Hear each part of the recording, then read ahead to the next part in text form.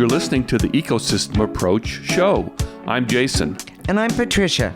Tune in every Monday at 1 p.m. Pacific Time and 4 p.m. Eastern Time on Transformation Talk Radio. We discovered that human potential is severely limited when you program humans like a machine, which is standard practice today for self-improvement. The Ecosystem Approach teaches you how to uncover your infinite potential by using natural methods that are truly revolutionary. Join us now for the Ecosystem Approach show.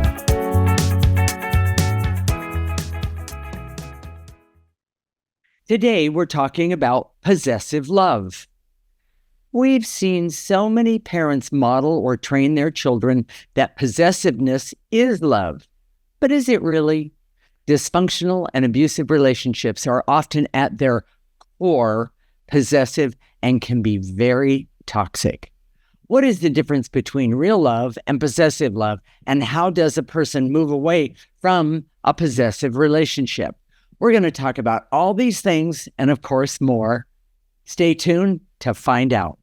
We are married intuitives with over 25 years experience who created the Ecosystem Approach. This is a groundbreaking way to see yourself in this age of Aquarius. We help you unleash healing and potential that is unknown today and is totally unique to you personally. This is not your typical type of energy work. We help you with life-changing internal discovery that is powerful, rational, practical, and useful for everyday life. Jason, how do you determine possessive love in a relationship? Well, first of all, I wouldn't go to one of those magazines that said, three ways to know that you are in a possessive relationship. Okay. Yeah, and it's because those are about actions, and it's never about actions. You could have a possessive action that, based on context, may be appropriate. Let me give you an example. Okay. We just visited our grandkids this weekend, so we're in grandpa mode. But a 2-year-old, you need to track them, control them, watch their schedule, right? Always know where they are. Yeah, yes. When they're 18, maybe not. But then again, depending on who they are, you might do that. I know that. Sometimes, depending on, maybe a teenager gets hooked into drugs, then that might require a level of possessiveness or behaviors that seem possessive that are appropriate for that child because of the threat of being addicted again. Okay. And or doing something very, very, very harmful to themselves. Yes. Okay. Yes. I understand so now. Context is really, really important. Okay. So here are the typical behaviors that are stated as possessive and dysfunctional. Okay. So I want to talk about that, but really, possessiveness, the best way to look at possessiveness is as an energy. Oh. And if you, in a relationship, you have to understand subtle energies to see possessiveness, because it doesn't come up and say, "Hey, here I am. I'm a possessive person. Don't date me." Yes. It's never like that. The only way that you can really know what possessiveness is by looking at the energy, or perceiving the energy in some way. And sometimes it's not immediate. So let's go back to the behaviors. That are stated as dysfunctional and possessive. Tracking activities and schedules. Like I said, sometimes that may be appropriate, may not be. But someone who's obsessed with tracking activities and schedules of another person could have possessive energy. No privacy. The need for constant contact, seeing other people's and other relationships as threats. Controls the way that their partner looks. Yeah. All those should be possessive behaviors, but you can't look at just behaviors themselves. I guarantee you, when you meet someone who's possessive, if you're a person who's dating and you meet someone, they're on their best behavior.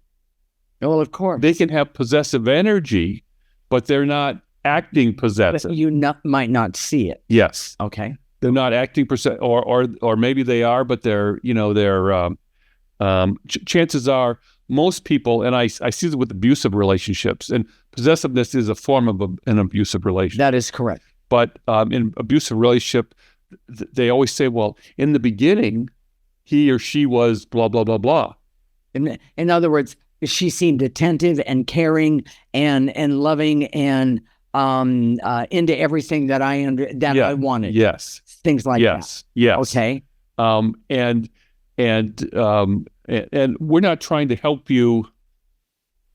Well, we're going to get to that in just a minute. We're not trying to create a way to a formula to determine if someone's possessive. Of course. Before you. Well, and I'm going to jump in and say one person can show possessiveness in one way, and another person can show it in another. Exactly. So there is no formula. Exactly. There is no formula, and that's what we're trying to get to. Right. Okay. I get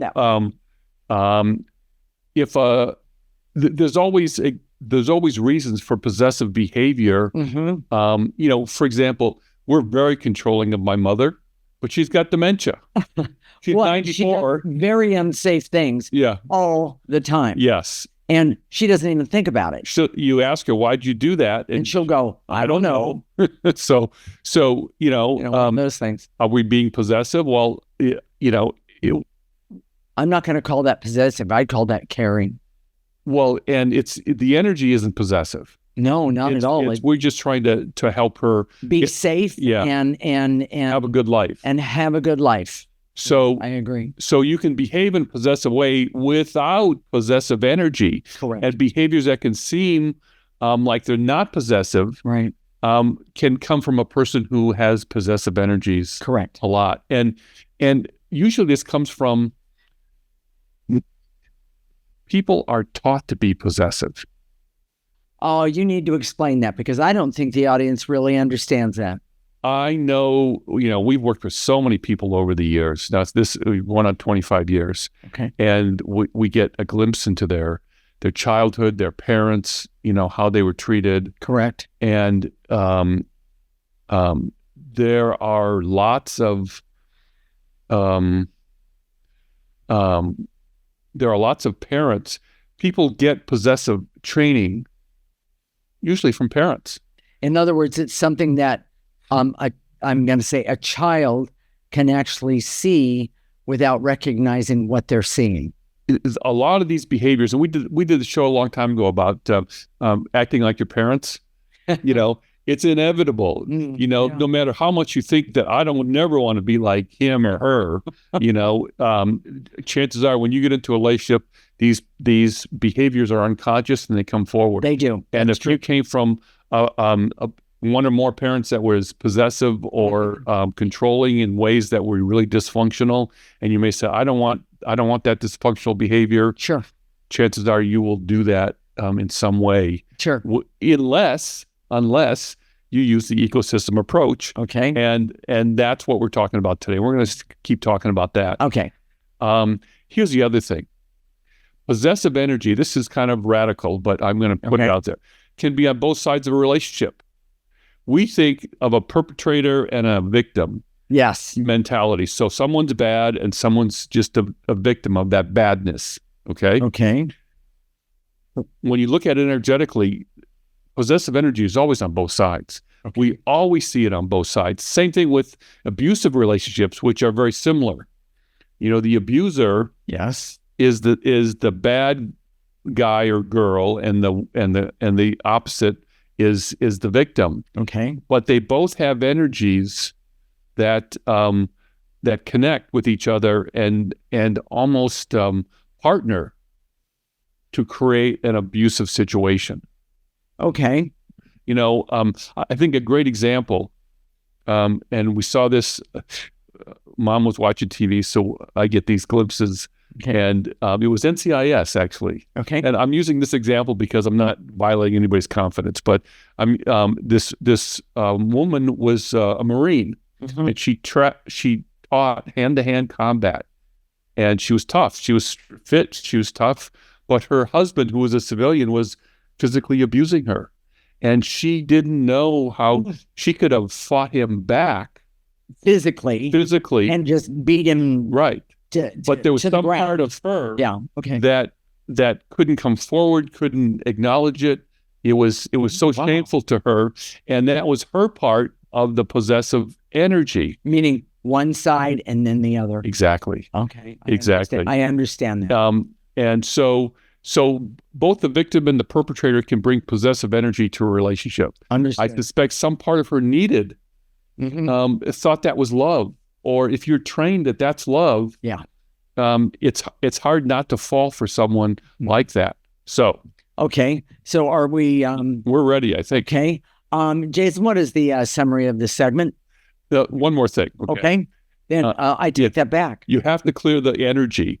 It's naive to think just because a person is gone. A lot of people say, "Okay, well, I'm in a possessive relationship. I'm going to reject that person and walk away." Well, and that may be really healthy.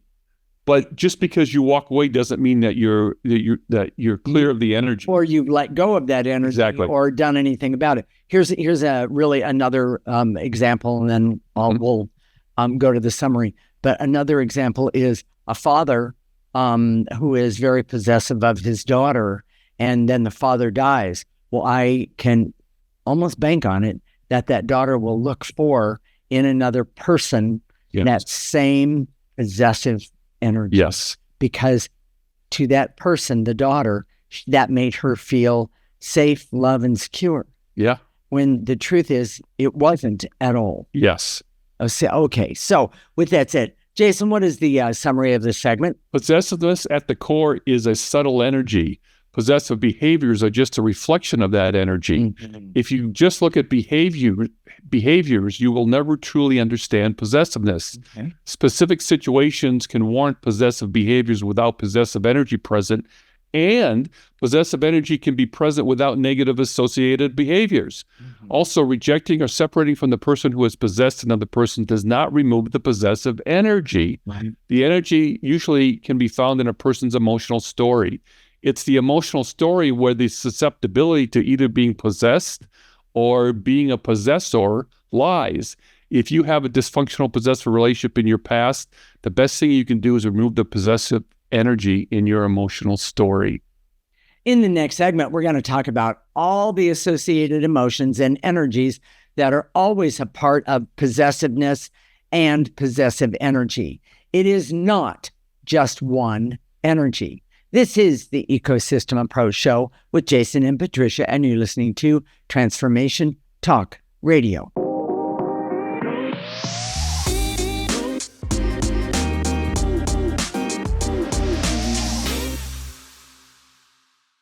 This is the Ecosystem Approach Show with Jason, and I'm Patricia. And in this segment, we're going to talk about all the associated emotions and energies that are always a part of possessiveness and possessive energy. It is not just one energy, which I find fascinating. Yes. All right, Jason, what do you mean by associated emotions to possessiveness? You know what? It sounds really complicated. If you're we deal with emotions and emotional stories every single day. Yes, we do. So for us, it's becoming kind of old hat. But it's not really old hat. It's just we're very used to it. We look at it all the time. We do look at it all the time. And when we meet someone for the first time, mm-hmm.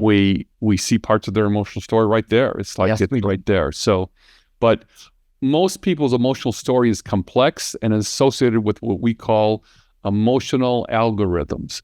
That sounds very nerdy, but an algorithm... He's the nerd, I'm not.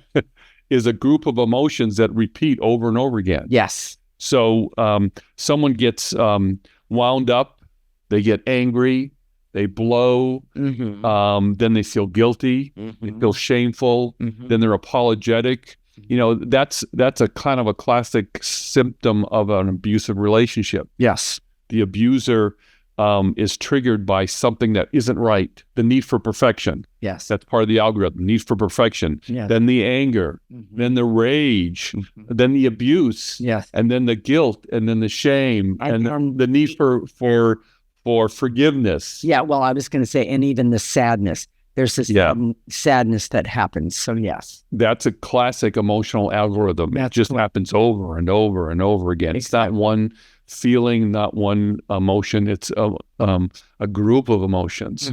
So, for example, let's say a possessive person is criticized at work and is feeling anger, shame, and fear. Anger because they were criticized, shame because they don't feel they felt like they were judged and feel unworthy as a result, and then they're afraid of being rejected at work or fired or whatever. Correct. Those feelings are common whenever a person goes to work and they trigger other possessive behaviors. Not only within themselves, but within around that energy is around other people, and it can create a form of conflict. Yes. Or they can go home and carry that anger and then be critical and judgmental with someone in their house, whether it's a child or a spouse. Correct. Or the dog. Yeah. It's these things happen over and over again. But once you start to think in terms of emotional algorithms, you see a lot of them around you. Maybe not for yourself first, but other people. Correct.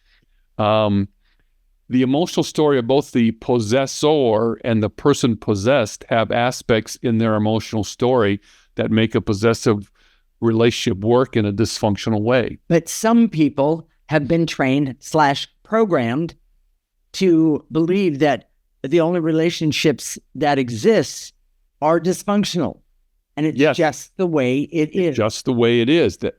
By the way, we're here to tell you that's not true. Our NCIS example, where this female Marine was teaching hand-to-hand combat, and then she would go home to her civilian husband who would abuse her.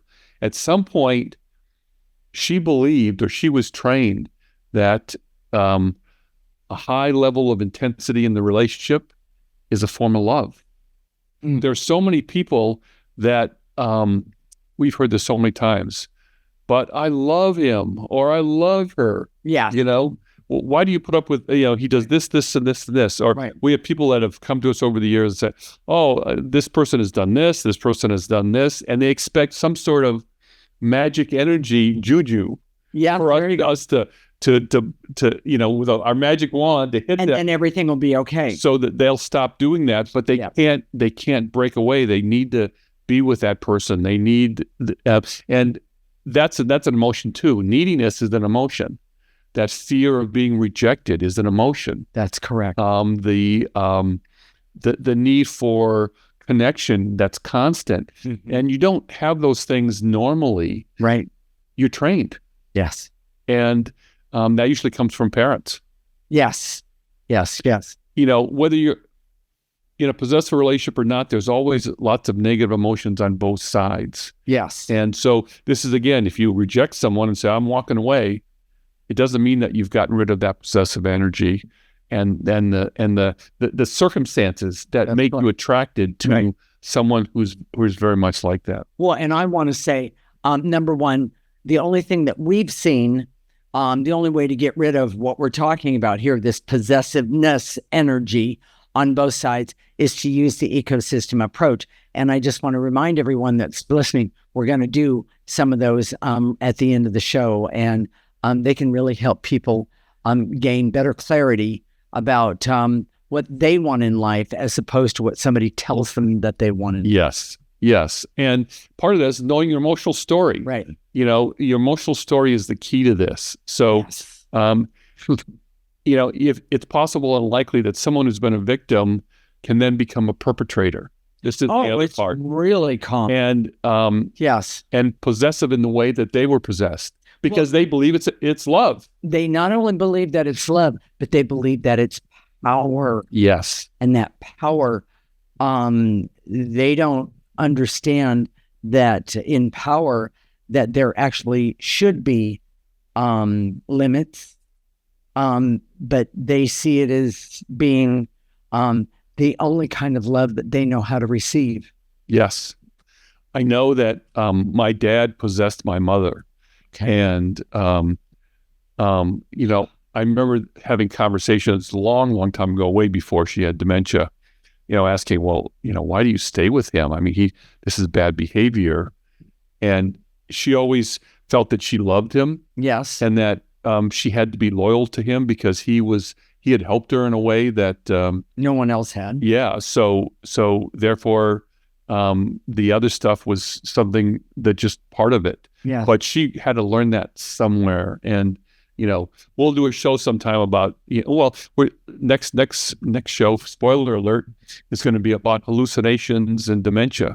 And you can see a lot of aspects of your emotional story if you ever start to hallucinate or have delusions. We'll talk about that some more. But yeah, we will. And lots of possession is labeled as love. So if you grow up thinking that that's love, oh, I love you, and then I do these things, I control you, I watch where you are all the time, that I don't let you have any privacy, right? And you feel smothered. Uh-huh. One of the ways to understand the energy is that when you're in a possessive relationship, you feel like you're being choked, you can't breathe, that you can't be yourself, you can't, and it's oh my gosh. Warning.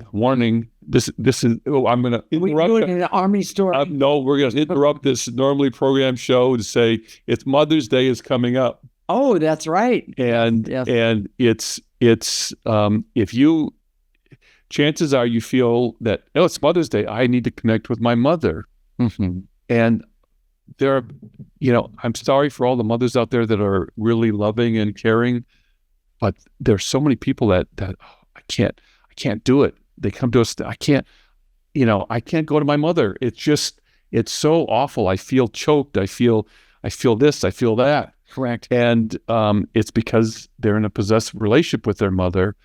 Here's the thing, that if you still have to go and be with your mother on Mother's Day, see it as this thing and listen to the end, because we're going to do some clearings at the end. Yes, we are. So you can start to see more clearly how that relationship is possessive for you. Yes. And then start clearing it for yourself so you don't recreate that later in life or even right now. And here's something else about that.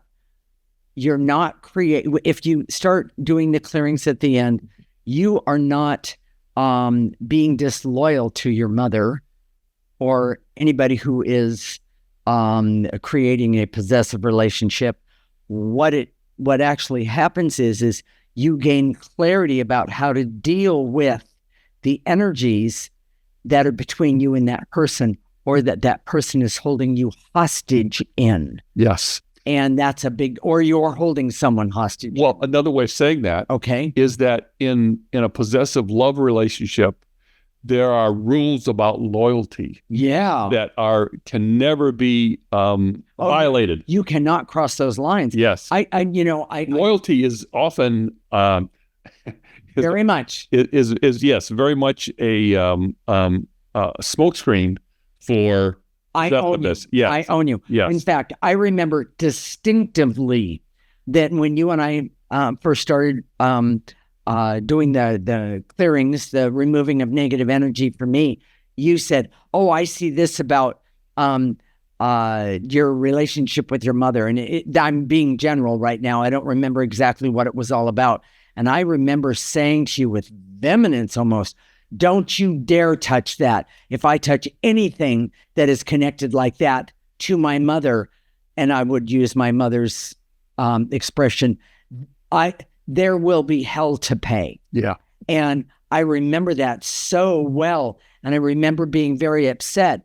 But then I also realized as soon as that came out of my mouth, I was just repeating the programming that I had been given. Yes. And that it wasn't true at all. We're often asked, what is true love?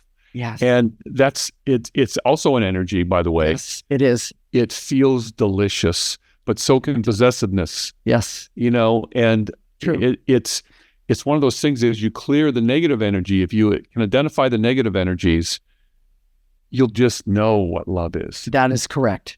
And by the way, that's what he and I have found together. Jason, what is the summary of this segment? Now you're going to make me cry.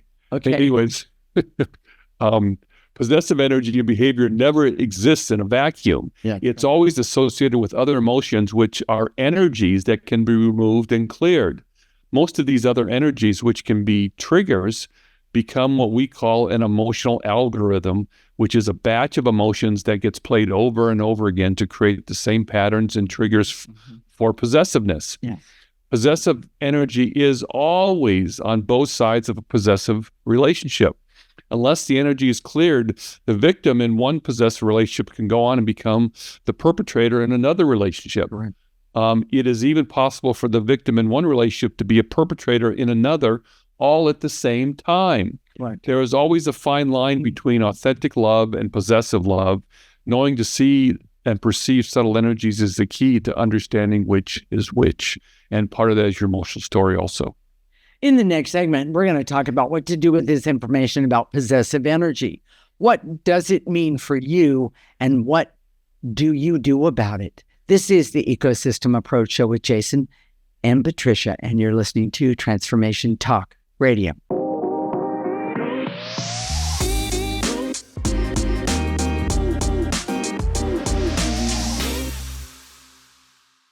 This is the Ecosystem Approach Show with Jason, and I'm Patricia. And in this segment, we're going to talk about what to do with all this information about possessive energy.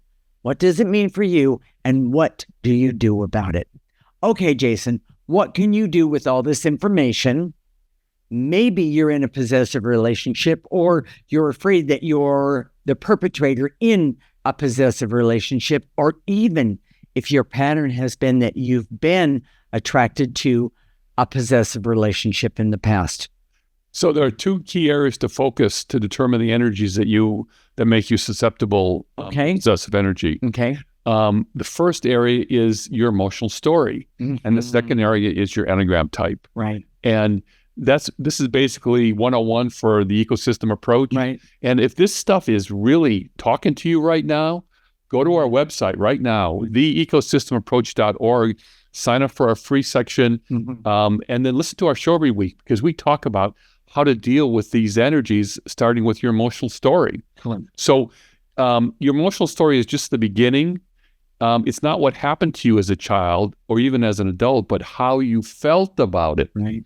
So that understanding helps you see how you've deceived yourself and missed things about your life. So this is, people think you can figure it out. And we know, working with energy all these years, 25 years, that there's something about removing negative energy creates an insight that you can't get to by just cognitive trying to figure it out. That is correct. It doesn't work that way. No. So what is your emotion? A lot of people ask us this: what does your emotional story look like? And it's usually a formatting question. Do you put down your emotional story like bullet points? Do you once upon a time there was me, and then write about all the things that happened to you as a child? It's for us, there's no one way to do it, and you can do it any way you want. Right. Some people like to write. For us, we know that, for example, my dad was controlling and judgmental and possessive. Very. I started out, even before I even started doing this process, I knew that. I knew he was that way. Yeah. So I didn't have the clarity that I do now, and what I see is that how that affected me. That's the lack of clarity that I didn't have. But with the ecosystem approach, brought you that clarity. So as I started clearing my own unworthiness, my fears and anxieties, and by the way, that came from my Enneagram type, which is a 6. If you understand the Enneagram, it's a personality typing system. If you take your Enneagram type and you start to unpack that, you can say, okay, why am I a 7 that I have to go all the time? Right. Or why am I a 4 that I'm always so emotional? Or why am I a 2 where I love everybody, but I don't seem to be able to say no? All these things are part of your Enneagram type. And then you start to clear those things away, you start to get insights. And that's basically how it happens. And by the way, those are personal insights for you. Yes. For you to learn who you are. Most of our day, we're always talking to each other. She has to shut me up at night, because if I keep talking, she won't ever get to sleep. True. We talk about our emotional story all the time, and we're helpful with our emotional story, and and I'll say, "Oh, I can see this for you," and she'll say, "I can see this for you," and I will tell her about things that I figured out myself because I was doing some clearing and I saw this. Yes, it's pretty amazing. But the best thing about all of it, it not only helps us help each other, but it also helps us help those that we work with, and it helps in even understanding regarding the clearings at the end of the show. Yes. It gives us better clarity. Yes. It's amazing. So let me give you an example. All right. My dad always pushed me and manipulated me to do things, which a lot of times interested me. He pushed me to do things that I didn't find uninteresting. They were interesting. Okay. And I didn't know who I was. As a child, I didn't know anything was wrong. I just thought this was normal. This is what a parent does. Yeah. And only after clearing my fears and insecurities could I see that my dad's fears with any clarity. I never saw my dad's fears in all that. As a child, I never saw that. You didn't know what it was. Exactly. And he helped me with a lot of things that I really am interested in, like how about electronics? Electronics. There was a time that I wanted to build my own telescope. Right.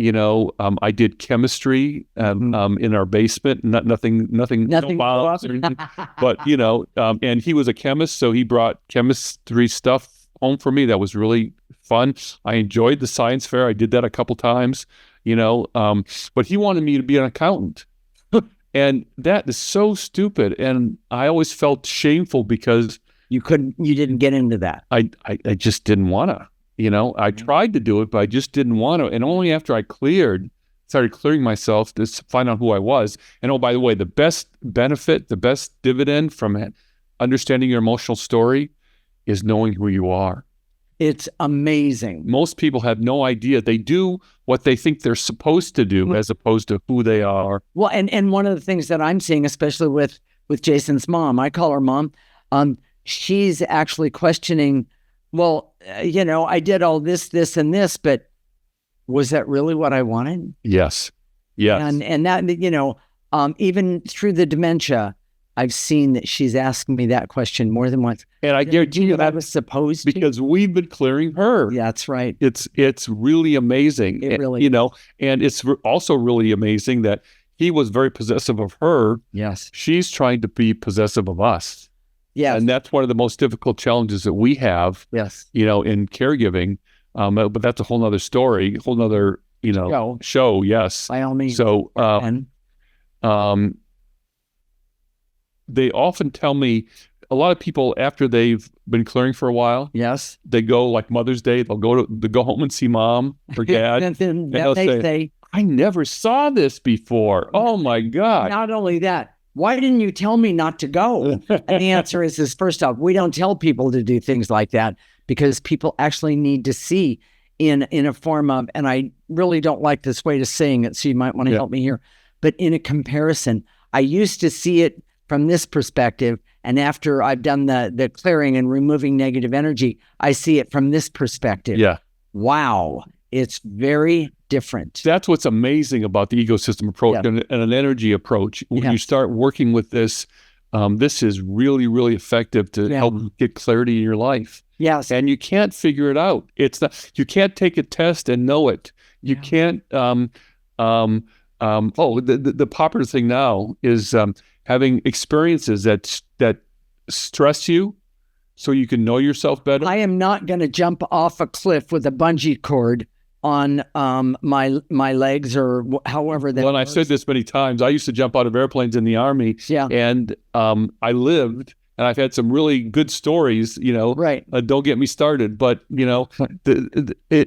all those things that I truly tested myself and pushed myself and did that have a lot of street credit in a bar. If I ever went to a bar, I don't drink. So but didn't help me know myself any better. It's the ecosystem approach, understanding my. That's exactly right. So that's exactly right. Let's do the summary and then we'll talk about clearing. Okay, sounds good to me. Jason, what is the summary of this segment?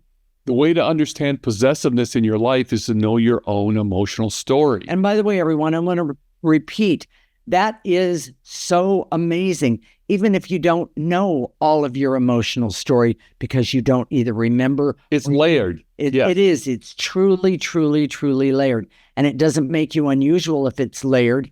That's usually the way we deal with it. Well, and this story is something you can work on for the rest of your life, where you continue to uncover talents and abilities, fears and insecurities that were unknown to you previously. Right. Oh my gosh. Yeah. For both of us, we're understanding talents and abilities that we have that we always thought we might have or whatever, but that we never had the confidence. I'm enjoying it so much. We're doing things as old people that most people don't ever do. Exactly. I know that was the look. I'm not supposed to say that we're old, but we were old. So anyways, another way to truly understand your emotional story is through your Enneagram type.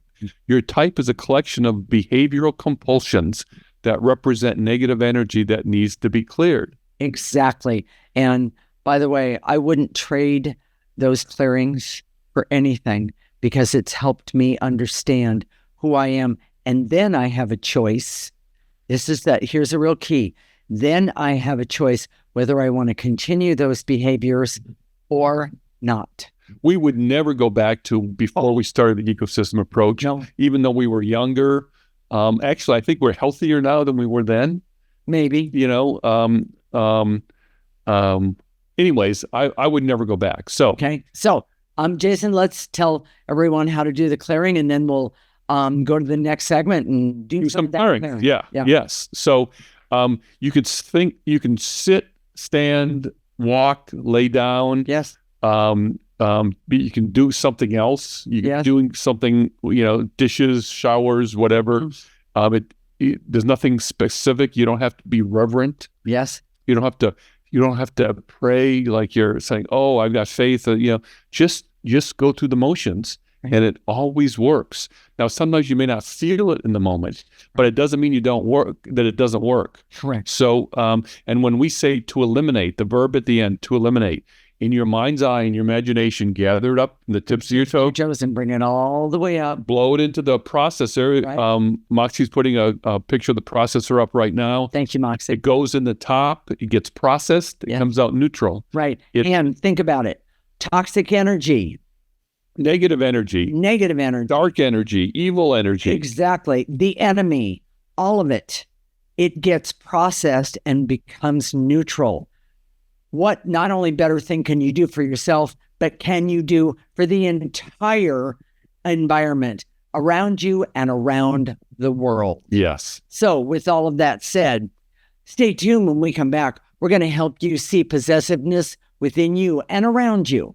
This is the Ecosystem Approach Show with Jason and Patricia, and you're listening to Transformation Talk Radio.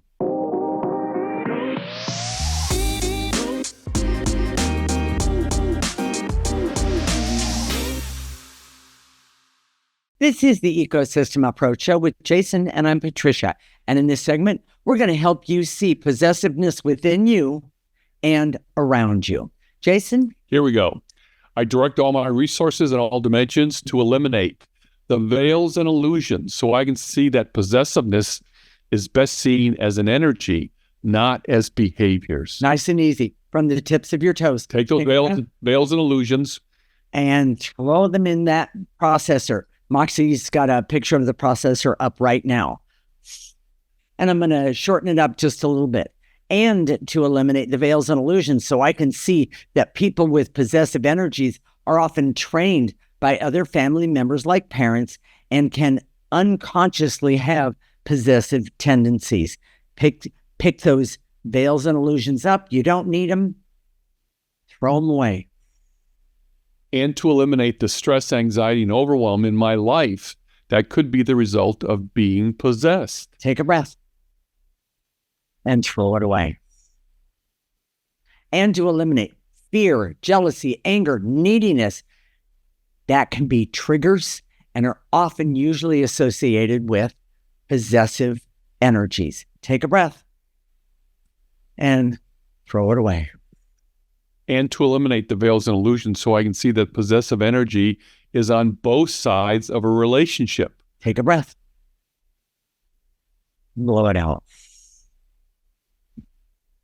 and to eliminate the veils and illusions so I can see that people who are in possessive relationships have neediness and other emotional triggers that make them susceptible to being possessed. Take a breath. Veils and illusions, throw them away. And to eliminate the veils and illusions so I can see that a person can be a victim of a possession in a relationship and at the same time be the perpetrator of a possessive relationship in another relationship all at the same time. Take a breath. Roll it away. You don't need it. And to eliminate the barrier so I can see that possessive energy is always separate from the people who are in possessive relationships. Using intuition and intention is necessary for the best outcome out of possessiveness. Thank you. Take a breath.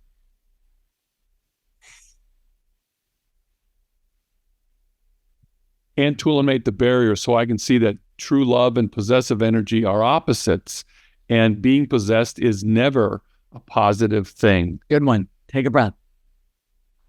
Roll it away.